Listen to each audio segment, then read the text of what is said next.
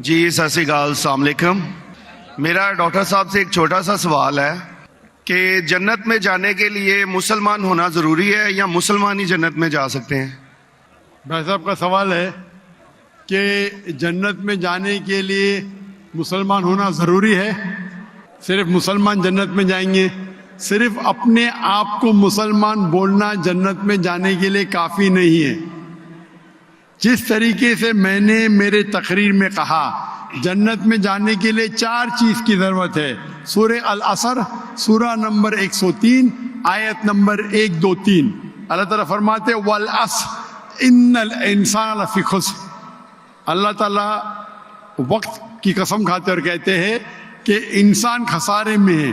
صرف وہ لوگ بچ جائیں گے جو لوگ کے پاس یہ 4 چیزیں۔ نمبر 1 ایمان۔ تو صرف مسلمان بولنا ضروری نہیں ہے اور مسلمان بولنا کافی نہیں ہے۔ آپ کے پاس نمبر 1 ہونا چاہیے ایمان۔ اگر آپ کے پاس ایمان ہے کہ اللہ ایک ہے اور اللہ کے آخری نبی محمد صلی اللہ علیہ وسلم ہیں اور باقی چیز پہ ایمان ہے، یہ ایک پوائنٹ پورا ہوتا ہے۔ نمبر 2 اچھے اعمال، عمل صالحات۔ نمبر 3 وتواصوا بالحق، لوگوں کو حق کی طرف بلانا۔ اور نمبر 4 وتواصوا بالصبر، لوگوں کو صبر کی طرف بلانا۔ تو اس آیت سے ہمیں پتہ لگتا ہے کہ جو آدمی، جو انسان اللہ کے علاوہ دوسرے اور کی عبادت کرتا ہے وہ غلط ہے، وہ جنت میں کبھی بھی نہیں جائیں گے۔ اور یہ سارے کتابوں میں لکھا ہے، ساری مذہبی کتابوں میں، چاہے بائبل ہو، اولڈ ٹیسٹمنٹ ہو، نیو ٹیسٹمنٹ ہو، دھما پڑھ ہو، بدھسٹ کی کتاب ہو، وید ہو، سارے میں لکھے ہے۔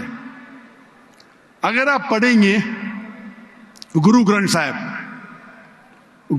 صاحب آپ پڑھیں گے، اس کے اندر سب سے پہلا والیوم، سب سے پہلا جلد، سب سے پہلا چیپٹر، سب سے پہلا ورس کو کہتے ہیں جاپو جی، اسے کہتے ہیں جاپو جی۔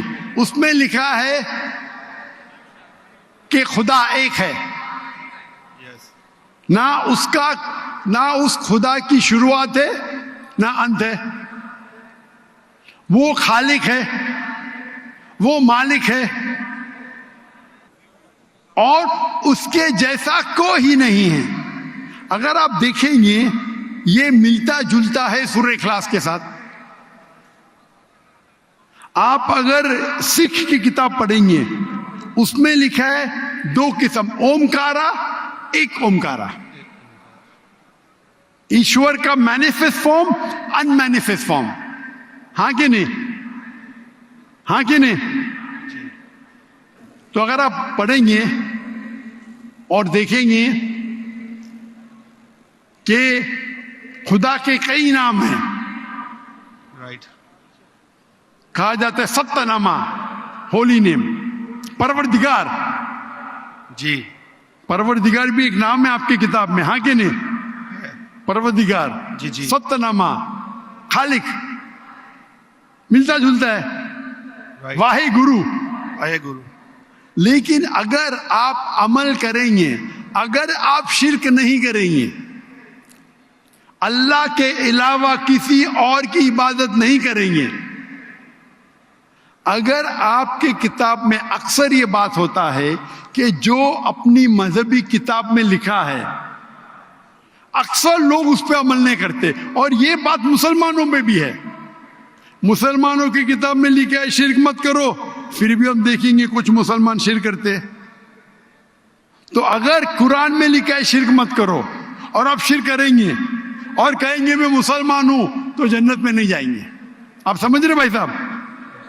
تو اسی طریقے سے آپ اگر شرک نہیں کہیں گے، اللہ کے علاوہ کسی اور کی عبادت نہیں کریں گے اور آخری پیغمبر رسول اللہ صلی اللہ علیہ وسلم، محمد صلی اللہ علیہ وسلم میں مانیں گے، اچھے اعمال کریں گے اور لوگ کو حق کی طرف بلائیں گے اور لوگ کو صبر کی طرف بلائیں گے تو آپ بھی جنت جائیں گے۔ Right. Hope that answers the question مائی صاحب۔ Thank you